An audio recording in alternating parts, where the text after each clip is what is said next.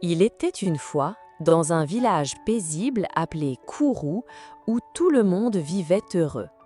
Le village était entouré de grands arbres luxuriants et les habitants suivaient des règles particulières. Une règle très importante était que toutes les jeunes filles devaient rester pures, c'est-à-dire vierges, jusqu'à leur mariage.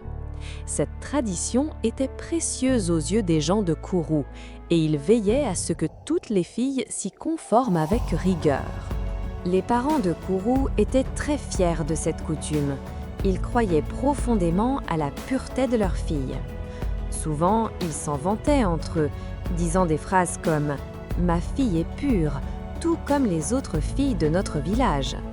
C'était pour eux un motif de fierté et d'honneur, un signe de leur bonne éducation et de leur respect des traditions. Cependant, un jour, un événement inattendu survint. Une terrible malédiction s'abattit sur le village. Pour la lever, on révéla qu'il n'existait qu'une seule solution, une véritable vierge. On promit aussi que la jeune fille vierge qui participerait au sacrifice épouserait le prince et que ses parents recevraient de nombreux cadeaux et de l'argent. Excités à l'idée que leur fille devienne belle-sœur royale, tous les parents accoururent au palais, persuadés que leurs filles étaient vierges, désireux de remporter le prix et de restaurer la paix dans leur village. À mesure que la foule se rassemblait, Abaj s'avança, tenant un grand pot. Il s'adressa à toute l'assemblée. « Dans ce pot se trouve un collier spécial, béni par les dieux. Seule une véritable vierge peut le retirer. Telle est l'épreuve que les dieux nous donnent pour trouver celles qui porteront le sacrifice. » Les filles firent la queue, nerveuses, pendant que leurs parents les regardaient, confiants. Chacune plongea la main dans le pot, mais à chaque tentative, elle ressortit bredouille. L'atmosphère se fit pesante. Tour à tour, la première fille, puis la deuxième, et ainsi de suite, ne trouvèrent rien. Les murmures dans la foule s'amplifièrent. Puis ce fut au tour des filles du chef, réputées pour leur grâce et leur beauté. La première s'approcha, sûre d'elle, mais elle échoua également. La deuxième essaya, sans plus de succès. Enfin, la plus jeune, les mains tremblantes, ne parvint pas non plus à trouver le collier. Les villageois étaient bouleversés. Ils murmuraient « Comment est-ce possible? Même pas les filles du chef ?» Les anciens échangèrent des regards inquiets et perplexes. Ils avaient toujours cru à la pureté des filles du village et au respect scrupuleux de leurs traditions. Mais il semblait que quelque chose s'était gravement détérioré. La nouvelle de l'échec se répandit rapidement dans le village, provoquant consternation et choc. Les filles se mirent à crier « Ce n'est pas de notre faute, c'est Issim !»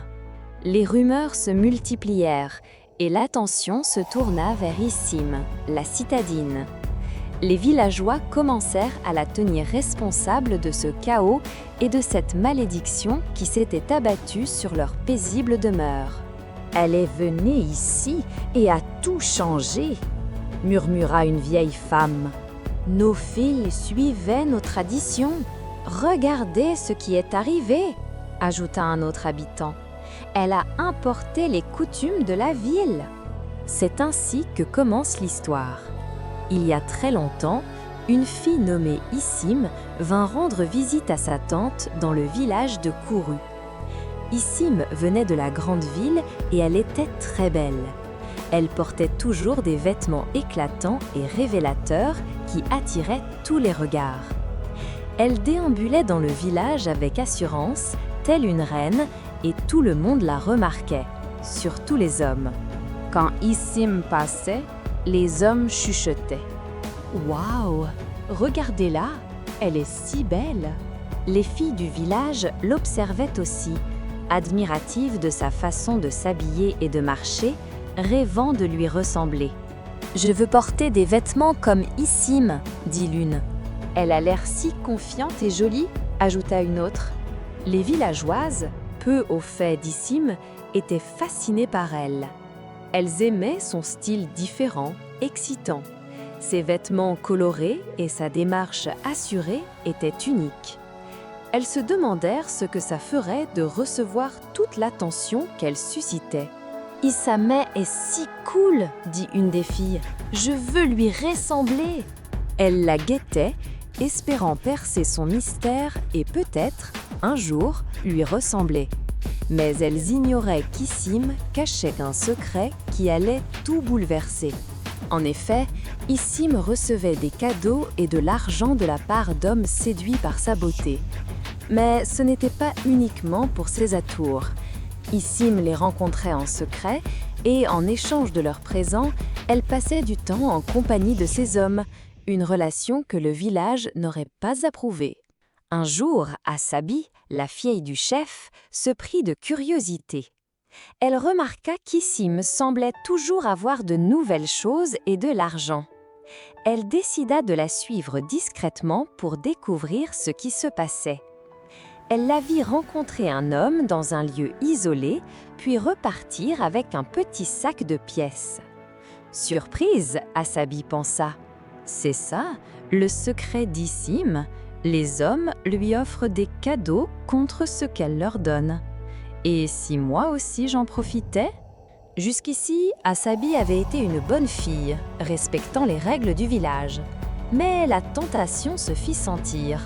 Elle voulait elle aussi se sentir spéciale comme Issimeh. Le lendemain, elle croisa un jeune marchand qui l'avait souvent regardée. Elle décida de tenter le même stratagème. Elle parla au marchand, acceptait de le rencontrer en cachette.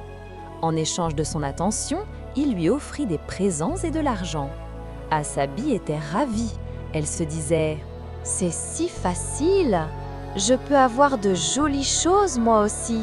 Elle se sentait avoir découvert quelque chose d'incroyable et brûlait de partager cela avec ses amis. Mais elle ignorait que ce secret allait provoquer des bouleversements dans le village. Asabi ne put garder sa découverte pour elle. Elle raconta tout à ses amis comment Issim faisait facilement récolter cadeaux et argent auprès des hommes simplement en étant avec eux. Choquées au début, ses amis devinrent vite intrigués. Elles imitèrent la démarche d'Issim et d'Asabi, se mirent à porter du maquillage et des tenues étudiées pour attirer les hommes. Elles désiraient elles aussi ressentir la même sensation d'exclusivité. Si Issimeh et Asabi peuvent le faire, pourquoi pas nous? Murmurait-elle. Issimeh, voyant cette transformation chez les filles du village, y vit une opportunité. Elle organisa des rencontres entre filles et hommes, prélevant une part des cadeaux et de l'argent récolté. Elle disait aux filles « Je m'occupe de tout, vous n'avez qu'à être gentille avec les hommes. » Les filles lui faisaient confiance et suivaient ses conseils. Elle savourait l'attention et les cadeaux, se sentait spéciale et utilisait l'argent gagné. Cette nouvelle vie les éloigna peu à peu des importantes traditions du village, la pureté et le respect de soi. L'excitation des cadeaux leur fit oublier les valeurs inculquées depuis toujours. Ce qui avait commencé comme un petit secret se transforma en sorte de club clandestin. Les filles cachaient tout à leurs parents comme aux anciens. Elles croyaient qu'elles s'amusaient simplement, sans réaliser à quel point elles se mettaient en danger. Les anciens et les parents ignoraient tout de cette situation. Poursuivant leur vie, ils croyaient que leurs filles respectaient encore les traditions, parlant souvent de l'importance de la pureté, sûrs que les jeunes écoutaient et suivaient. Pourtant, en réalité, la tradition sacrée de la virginité avant le mariage était en train de s'éroder. Les filles gardaient bien ce secret. Elles continuaient à paraître normales autour de leur famille, allaient aux réunions du village, accomplissaient leurs tâches quotidiennes. Mais derrière les portes closes, elles menaient une vie contraire aux valeurs de Kourou. Le tabou des rencontres secrètes devint une normalité parmi elles. Elles ne ressentaient plus la honte ou la culpabilité de leurs actes. Au contraire, elles le considéraient comme une nouvelle façon d'exister, leur apportant liberté et attention. Elles s'étaient éloignées de ce qu'elles avaient appris Les fortes traditions du village s'effondraient discrètement, sans que les anciens s'en rendent compte. Un jour, quelque chose de terrible eut lieu à Kourou. Les plantes commencèrent à se flétrir, leurs feuilles devenant brunes et sèches. Les animaux, autrefois si vivants, tombèrent malades. Certains moururent. Puis encore, les villageois eux-mêmes furent frappés par une étrange maladie aux symptômes inconnus. Ce fut une période sombre et effrayante. Les villageois, terrifiés et perplexes, ne comprenaient pas la cause de cette misère. Ils pensaient avoir toujours respecté leurs traditions et vénéré les dieux, ou du moins c'est ce qu'ils croyaient. Désespérés, ils décidèrent de consulter l'oracle Agage, connu pour sa sagesse et son lien avec l'au-delà. Les habitants se rassemblèrent chez Abba, le visage marqué par l'inquiétude. Les anciens exposèrent la situation à Agage, implorant des réponses pour briser la malédiction. Agage les écouta attentivement, les yeux clos, plongés dans la réflexion. Après un long silence, il déclara « Les dieux sont en colère. Ils sont déçus du village, car les traditions ont été violées. La pureté qu'on chérissait a disparu. Pour apaiser les dieux, un grand sacrifice doit être accompli. 2 jeunes filles vierges doivent porter l'offrande jusqu'à l'autel sacré. Le sacrifice doit avoir lieu dans 2 jours, sinon la malédiction s'amplifiera et d'autres souffrances s'abattront sur le village. » Les villageois quittèrent la demeure d'Abba, le cœur lourd. Ils savaient qu'il fallait agir vite pour trouver 2 vierges. Leur conviction sur la pureté de leurs filles vacillait et le poids de la malédiction pesait sur eux tous. Ainsi, le lendemain matin, le crieur public parcourut le village en sonnant sa cloche et criant « Toutes les jeunes filles, rendez-vous au palais ! Toutes les jeunes filles, rendez-vous au palais !» Sa voix résonna dans les rues et bientôt chaque famille entendit l'appel. Les villageois comprirent qu'il s'agissait du grand sacrifice mentionné par Agage.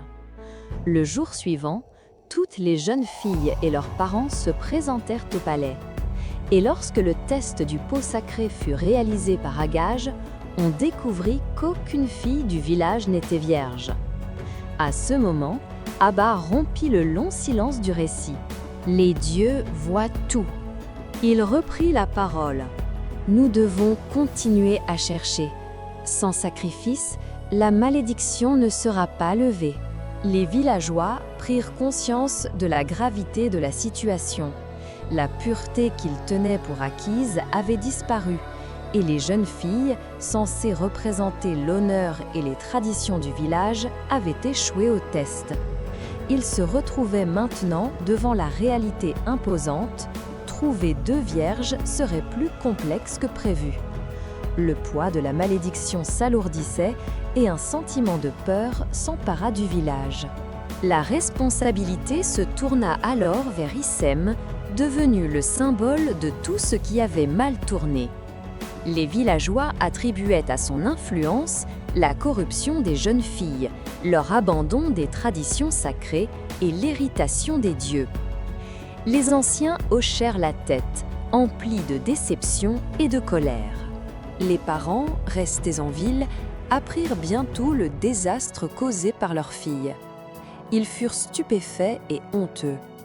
Le père, un homme sévère, adepte de discipline, était furieux. « Nous aurions dû mieux l'élever », déclara-t-il avec regret. « Nous avons été trop indulgents et maintenant, elle nous couvre de honte. » La mère d'Issem, qui avait souvent défendu sa fille, était envahie d'un profond chagrin.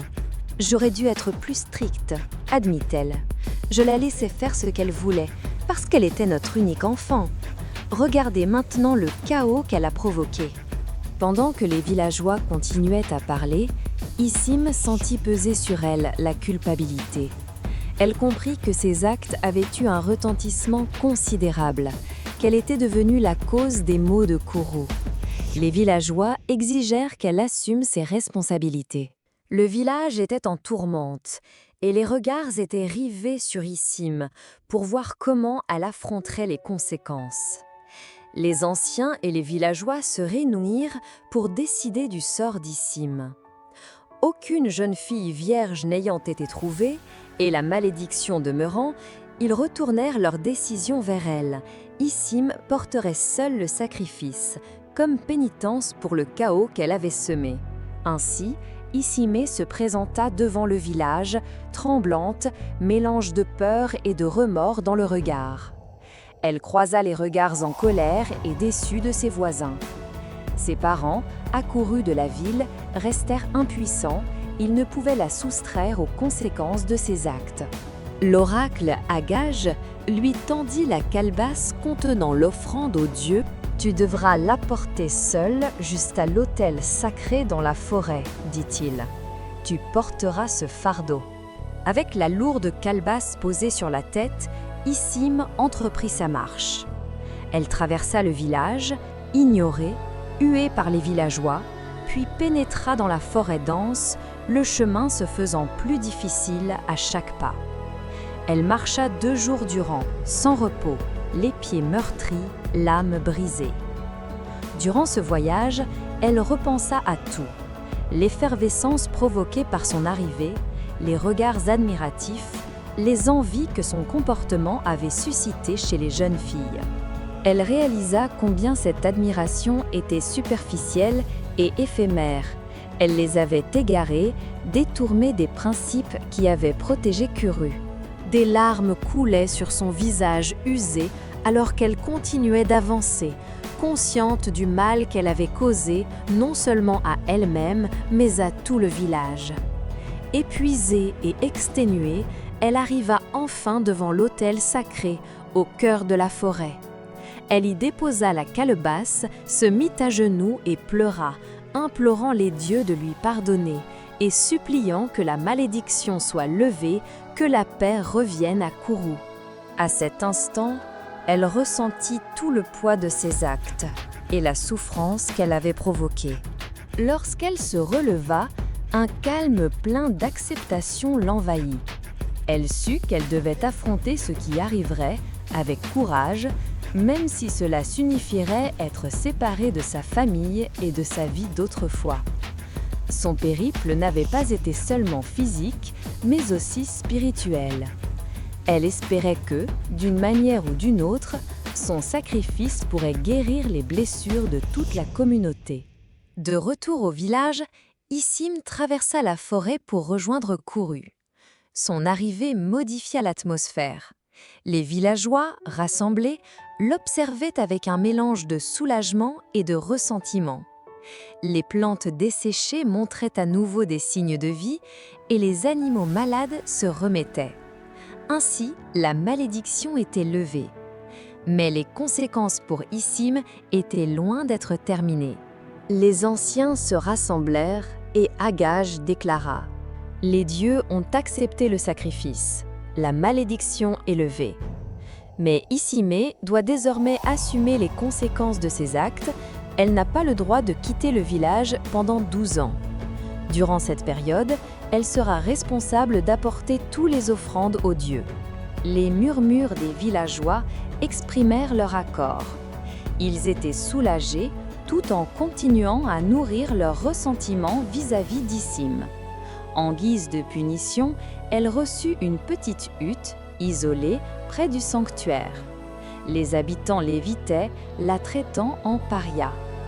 Issim passa ses journées à accomplir ses tâches rituelles, entre les offrandes et l'entretien du sanctuaire, vivant dans la solitude, réfléchissant aux choix qu'elle avait faits et aux vies qu'elle avait impactées. Elle n'était plus la jeune fille brillante et pleine de vie venue de la ville, elle en était l'ombre, accablée par le poids de son passé. Pendant ce temps, le village mit tout en œuvre pour renforcer ses traditions. On réaffirma l'importance de la pureté et du respect des valeurs culturelles. Les anciens décidèrent qu'aucune personne venant de la ville ne serait à l'avenir autorisée à entrer à Kuru afin d'éviter que ne se répète ce qui s'était produit. L'histoire d'Issim devint un conte édifiant, raconté aux enfants. On leur parlait de cette fille de la ville qui avait apporté les troubles, illustrant combien il était primordial de respecter les traditions et de faire des choix judicieux. La vie d'Issim servit d'avertissement. Les conséquences de s'écarter du chemin de l'honneur et du respect étaient trop graves.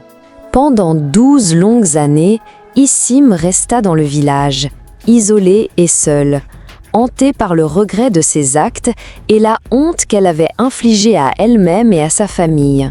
Sa punition ne fut pas seulement physique, mais surtout émotionnelle et spirituelle. Elle apprit que la vraie beauté et la vraie valeur venaient de l'intérieur, et que respecter sa culture et ses traditions était essentiel. Au fil des années, la communauté se reconstruisit lentement, mais le souvenir de ce qui s'était passé demeura. L'histoire d'Issim se transmit de génération en génération comme une leçon d'humilité, de respect et de sagesse.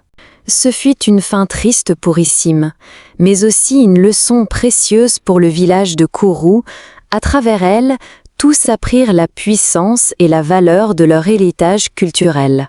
J'espère que ce conte vous a plu. Si c'est le cas, restez en paix, comme dans la vidéo, commentez ce que vous en avez retenu et n'oubliez pas de vous abonner à la chaîne pour d'autres récits envoûtants comme celui-ci. Merci.